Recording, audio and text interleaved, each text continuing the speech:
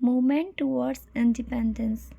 The period from 1920 to 1947 is considered as Gandhian age and the Gandhian movement of struggle for independence. जो period था 1920 से 1947 तक का, उसे माना जाता है गांधी युग के नाम से, जहां गांधी जी ने संघर्ष करते हुए काफ़ी आंदोलन किए थे. This second stage of national movements of India is the struggle for having constitutional rights. Moreover, it is the struggle for the freedom India of India too. ये जो सेकंड स्टेज था नेशनल मूवमेंट का, यह भारत के लिए संघर्ष से पूर्ण था, जहां उसे अपना कॉन्स्टिट्यूशन बनाने के लिए, यानी हमारे जो संविधान से जुड़े अधिकार हैं उनके प्रति भी स्ट्रगल करना था और आज़ादी के प्रति भी. This struggle passed through a stream of events and there was a uniform effect on it. यह जो संघर्ष था यह पूर्ण होता है बहुत सारे इवेंट्स के स्ट्रीम के साथ, यानी लगातार जो बहुत सारे इन्होंने आंदोलन किए उनके साथ, और उसका यूनिफॉर्म इफेक्ट यानी सार्वजनिक प्रभाव भी हम इसमें देख सकते हैं. So we shall observe the effect in this chapter.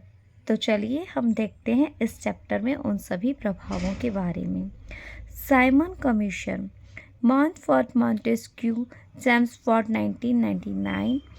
Amendment declared that a commission should be sent to India after 10 years to examine the effects and operations of constitutional reforms and to struggle more reforms for India. जब आपको पता था 1919 में Montesquieu द्वारा जो सुधार लागू किए थे, जो अमेंडमेंट डिक्लेयर किया गया था, उसके अनुसार जो कमीशन है वो इंडिया में हर 10 साल के गैप पर भेजा जाना तय हुआ था, जिससे क्या होते, कॉन्स्टिट्यूशनल रिफॉर्म्स होते, यानी संविधान से जुड़े सुधार होते, और सजेस्ट किया जाता यानी कि बताया जाता कि क्या क्या सुधार और किए जा सकते हैं भारत के लिए. बट 2 years later, लेकिन 2 साल के बाद ही government appointed Simon commission. Government ने साइमन कमीशन को अपॉइंट कर दिया. The commission considered of sir John Simon and 7 other members. ये कमीशन जो कंसिस्ट हुआ था, यानी जो निर्मित हुआ था, उसके भीतर साइमन कमीशन और साइमन नाम का जो उनका अंग्रेज अधिकारी था वो, और 7 और मेंबर्स भी थे. All of them were members of British parliament. ये सभी के सभी लोग ब्रिटिश पार्लियामेंट के थे, अर्थात सबके सब अंग्रेज थे. There was not a single Indian as a member. वहाँ एक भी आदमी इंडिया का नहीं था. Indians recommended inclusion of Indian members in the commission so as to understand the problems and pains of Indian society. अब जो भारतीय थे वो अंग्रेजों को समझाना चाहते थे. उन्होंने कहा कि कमीशन के भीतर आप एक इंडियन को भी जरूर लो, ताकि वो भारतीयों की तकलीफ और समस्याओं को समझ सकें. But Britishers rejected this recommendation. लेकिन ब्रिटिशर्स ने इस सलाह को मानने से मना कर दिया.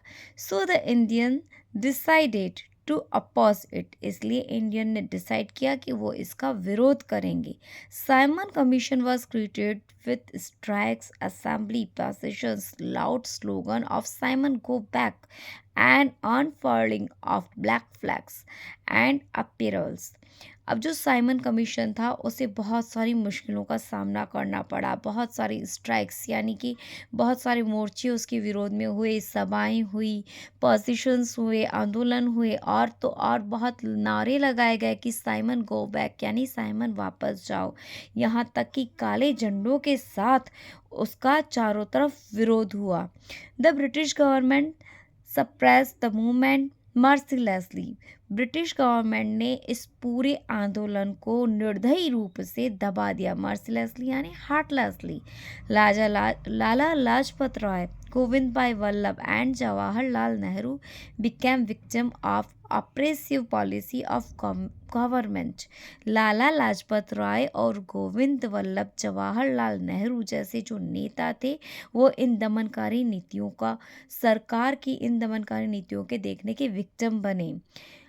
The assistant police superintendent orders लाठी charge on Lalaji procession. Lalaji द्वारा जो प्रोसेशन यानी जो मोर्चा लगाया जा रहा था, जो परेड की जा रही थी, जो आंदोलन किए जा रहे थे, पुलिस सुपरिटेंडेंट ने उसके ऊपर लाठी चार्ज करने का ऑर्डर दे दिया। Lala Lajpat Rai was injured seriously while taking the lead of procession in Lahore, क्योंकि वो इसके लीडर थे तो उनको जो चोट पहुंची उसमें वो बहुत इंजर्ड हो गए थे, जख्मी हो गए थे। फ्यू मंथ्स लेटर ही पास्ड अवे, कुछ महीनों के बाद वो गुजर गए।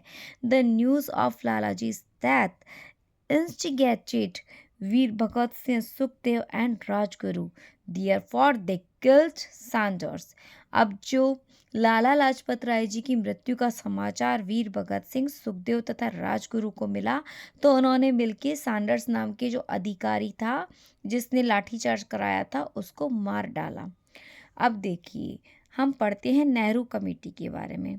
With the opposition of Simon commission, Hindi वजीर Burkhan had presented a draft of a constitution as in Simon Commission, in which it stated that the Indian leaders of all parties formulate appropriate constitution which the British government will further think upon। अब यहाँ देखिए जो Simon commission था, with the opposition of Simon commission, जो Simon commission था उसकी तरफ से हिंदी वजीर जो थे यानी कि उनकी बात को रखने वाले, वजीर वो होता है जो सामने वाले की बात को रखता है, तो ये ब्रिटिशर्स की बात को रखने वाले जो वजीर बने थे वो थे बुरखैन।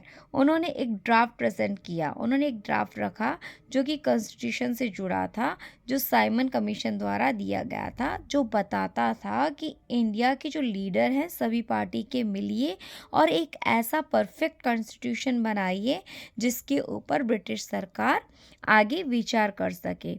By understanding challenges of this report, national general assembly constitute Nehru committee report. इस जो उन्होंने विचार दिया था इसके ऊपर विचार करते हुए एक रिपोर्ट बनाई गई हमारे जवाहरलाल नेहरू के द्वारा, जिसमें नेशनल जनरल असेंबली ने एक कॉन्स्टिट्यूट रिपोर्ट बनाई जहाँ लिखा था under presidentship of Motilal Nehru. अच्छा, यह रिपोर्ट बनी थी मोतीलाल नेहरू जी के अंडर में, जवाहरलाल नेहरू जी नहीं, मोतीलाल नेहरू जी के अंडर में।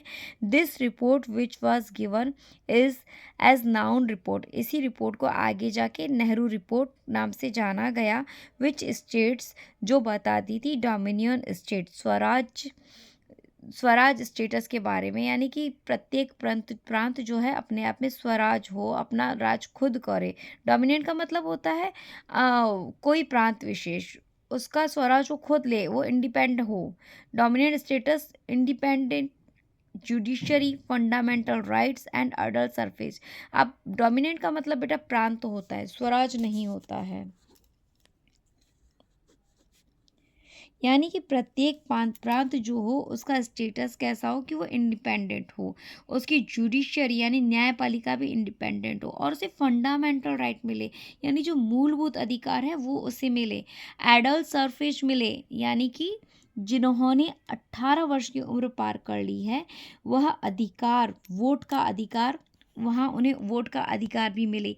Eventually the British government rejected the recommended made in this report. अब यह सोचने की बात है कि ब्रिटिश गवर्नमेंट ने इसे भी इवेंचुअली यानी पूरी तरह से इन सब रिकमेंडेशंस को क्या कर दिया, खारिज कर दिया।